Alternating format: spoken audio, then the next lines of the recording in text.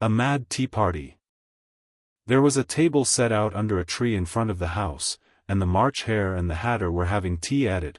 A dormouse was sitting between them, fast asleep, and the other two were using it as a cushion, resting their elbows on it, and talking over its head. Very uncomfortable for the dormouse, thought Alice, only, as it's asleep, I suppose it doesn't mind. The table was a large one, but the three were all crowded together at one corner of it. No room. No room, they cried out when they saw Alice coming. There's plenty of room, said Alice indignantly, and she sat down in a large armchair at one end of the table. Have some wine, the March Hare said in an encouraging tone. Alice looked all round the table, but there was nothing on it but tea. I don't see any wine, she remarked. There isn't any, said the March Hare. Then it wasn't very civil of you to offer it, said Alice angrily. It wasn't very civil of you to sit down without being invited, said the March Hare. I didn't know it was your table, said Alice. It's laid for a great many more than 3. Your hair wants cutting, said the Hatter. He had been looking at Alice for some time with great curiosity, and this was his first speech. You should learn not to make personal remarks, Alice said with some severity, it's very rude. The Hatter opened his eyes very wide on hearing this, but all he said was, why is a raven like a writing desk? Come, we shall have some fun now, thought Alice. I'm glad they've begun asking riddles. I believe I can guess that, she added aloud. Do you mean that you think you can find out the answer to it? Said the March Hare. Exactly so, said Alice. Then you should say what you mean, the March Hare went on. I do, Alice hastily replied, at least I mean what I say, that's the same thing, you know. Not the same thing a bit, said the Hatter. You might just as well say that, I see what I eat, is the same thing as, I eat what I see. You might just as well say, added the March Hare, that, I like what I get, is the same thing as, I get what I like. You might just as well say, added the Dormouse, who seemed to be talking in his sleep, that I breathe when I sleep, is the same thing as, I sleep when I breathe. It is the same thing with you, said the Hatter, and here the conversation dropped, and the party sat silent for a minute, while Alice thought over all she could remember about ravens and writing desks, which wasn't much. The Hatter was the first to break the silence. What day of the month is it? He said, turning to Alice. He had taken his watch out of his pocket, and was looking at it uneasily, shaking it every now and then, and holding it to his ear. Alice considered a little, and then said, the 4th. 2 days wrong, sighed the Hatter. I told you butter wouldn't suit the works, he added looking angrily at the March Hare. It was the best butter, the March Hare meekly replied. Yes, but some crumbs must have got in as well, the Hatter grumbled, you shouldn't have put it in with the bread knife. The March Hare took the watch and looked at it gloomily, then he dipped it into his cup of tea, and looked at it again, but he could think of nothing better to say than his first remark, it was the best Alice had been looking over his shoulder with some curiosity. What a funny watch, she remarked. It tells the day of the month, and doesn't tell what o'clock it is. Why should it? Muttered the Hatter. Does your watch tell you what year it is? Of course not, Alice replied very readily, but that's because it stays the same year for such a long time together. Which is just the case with mine, said the Hatter. Alice felt dreadfully puzzled, the Hatter's remark seemed to have no sort of meaning in it, and yet it was certainly English. I don't quite understand you, she said, as politely as she could. The Dormouse is asleep again, said the Hatter, and he poured a little hot tea upon its nose. The Dormouse shook its head impatiently, and said, without opening its eyes, of course, just what I was going to remark myself. Have you guessed the riddle yet? The Hatter said, turning to Alice again.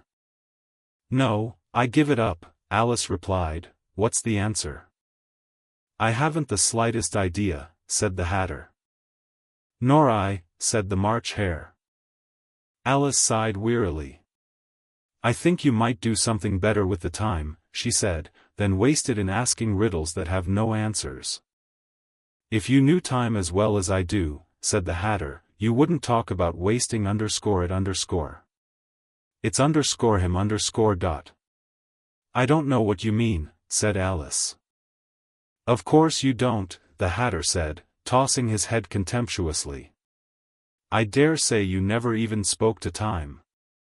Perhaps not, Alice cautiously replied, but I know I have to beat time when I learn music. Ah. That accounts for it, said the Hatter. He won't stand beating. Now, if you only kept on good terms with him, he'd do almost anything you liked with the clock. For instance, suppose it were 9 o'clock in the morning, just time to begin lessons, you'd only have to whisper a hint to time, and round goes the clock in a twinkling. 1:30, time for dinner. I only wish it was, the March Hare said to itself in a whisper. That would be grand, certainly, said Alice thoughtfully, but then, I shouldn't be hungry for it, you know. Not at first, perhaps, said the Hatter, but you could keep it to 1:30 as long as you liked. Is that the way you manage? Alice asked. The Hatter shook his head mournfully. Not I, he replied. We quarreled last March, just before he went mad, you know, pointing with his teaspoon at the March Hare. It was at the great concert given by the Queen of Hearts, and I had to sing. Twinkle, twinkle, little bat. How I wonder what you're at. You know the song, perhaps? I've heard something like it, said Alice. It goes on, you know, the Hatter continued, in this way. Up above the world you fly, like a tea tray in the sky. Twinkle, twinkle. Here the Dormouse shook itself, and began singing in its sleep, _twinkle, twinkle, twinkle, twinkle _, and went on so long that they had to pinch it to make it stop. Well, I'd hardly finished the first verse, said the Hatter, when the Queen jumped up and bawled out, he's murdering the time. Off with his head. How dreadfully savage, exclaimed Alice. And ever since that, the Hatter went on in a mournful tone, he won't do a thing I ask. It's always 6 o'clock now. A bright idea came into Alice's head. Is that the reason so many tea things are put out here? She asked. Yes, that's it, said the Hatter with a sigh, it's always tea time, and we've no time to wash the things between whiles. Then you keep moving round, I suppose, said Alice. Exactly so, said the Hatter, as the things get used up. But what happens when you come to the beginning again? Alice ventured to ask. Suppose we change the subject, the March Hare interrupted, yawning. I'm getting tired of this. I vote the young lady tells us a story. I'm afraid I don't know one, said Alice, rather alarmed at the proposal. Then the Dormouse shall, they both cried. Wake up, Dormouse. And they pinched it on both sides at once. The Dormouse slowly opened his eyes. I wasn't asleep, he said in a hoarse, feeble voice, I heard every word you fellows were saying. Tell us a story, said the March Hare. Yes, please do, pleaded Alice. And be quick about it, added the Hatter, or you'll be asleep again before it's done. Once upon a time there were 3 little sisters, the Dormouse began in a great hurry, and their names were Elsie, Lacey, and Tilly, and they lived at the bottom of a well. What did they live on? Said Alice, who always took a great interest in questions of eating and drinking. They lived on treacle, said the Dormouse, after thinking a minute or two. They couldn't have done that, you know, Alice gently remarked, they'd have been ill. So they were, said the Dormouse, very ill. Alice tried to fancy to herself what such an extraordinary way of living would be like, but it puzzled her too much, so she went on, but why did they live at the bottom of a well? Take some more tea, the March Hare said to Alice, very earnestly. I've had nothing yet, Alice replied in an offended tone, so I can't take more. You mean you can't take less, said the Hatter. It's very easy to take more than nothing. Nobody asked your opinion, said Alice. Who's making personal remarks now? The Hatter asked triumphantly. Alice did not quite know what to say to this, so she helped herself to some tea and bread and butter, and then turned to the Dormouse, and repeated her question. Why did they live at the bottom of a well? The Dormouse again took a minute or two to think about it, and then said, it was a treacle well. There's no such thing. Alice was beginning very angrily, but the Hatter and the March Hare went sh. And the Dormouse sulkily remarked, if you can't be civil, you'd better finish the story for yourself. No, please go on. Alice said very humbly, I won't interrupt again. I dare say there may be _1_. 1, indeed, said the Dormouse indignantly. However, he consented to go on. And so these three little sisters, they were learning to draw, you know. What did they draw? Said Alice, quite forgetting her promise. Treacle, said the Dormouse, without considering at all this time. I want a clean cup, interrupted the Hatter, let's all move one place on. He moved on as he spoke, and the Dormouse followed him. The March Hare moved into the Dormouse's place, and Alice rather unwillingly took the place of the March Hare. The Hatter was the only one who got any advantage from the change, and Alice was a good deal worse off than before, as the March Hare had just upset the milk jug into his plate. Alice did not wish to offend the Dormouse again, so she began very cautiously, but I don't understand. Where did they draw the treacle from? You can draw water out of a water well, said the Hatter, so I should think you could draw treacle out of a treacle well. Stupid. But they were the well, Alice said to the Dormouse, not choosing to notice this last remark. Of course they were, said the Dormouse, well in. This answer so confused poor Alice, that she let the Dormouse go on for some time without interrupting it. They were learning to draw, the Dormouse went on, yawning and rubbing its eyes, for it was getting very sleepy, and they drew all manner of things, everything that begins with an M. Why with an M? Said Alice. Why not? Said the March Hare. Alice was silent.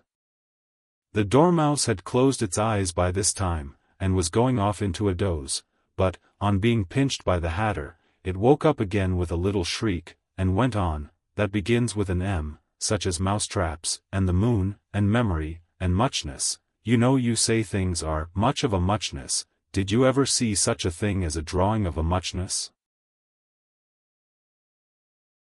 Really, now you ask me, said Alice, very much confused, I don't think. Then you shouldn't talk, said the Hatter. This piece of rudeness was more than Alice could bear. She got up in great disgust, and walked off. The Dormouse fell asleep instantly, and neither of the others took the least notice of her going, though she looked back once or twice, half hoping that they would call after her. The last time she saw them, they were trying to put the Dormouse into the teapot. At any rate I'll never go there again, said Alice as she picked her way through the wood. It's the stupidest tea party I ever was at in all my life. Just as she said this, she noticed that one of the trees had a door leading right into it. That's very curious, she thought. But everything's curious today. I think I may as well go in at once. And in she went. Once more she found herself in the long hall, and close to the little glass table. Now, I'll manage better this time, she said to herself, and began by taking the little golden key, and unlocking the door that led into the garden. Then she went to work nibbling at the mushroom. She had kept a piece of it in her pocket, till she was about a foot high. Then she walked down the little passage, and she found herself at last in the beautiful garden, among the bright flower beds and the cool fountains.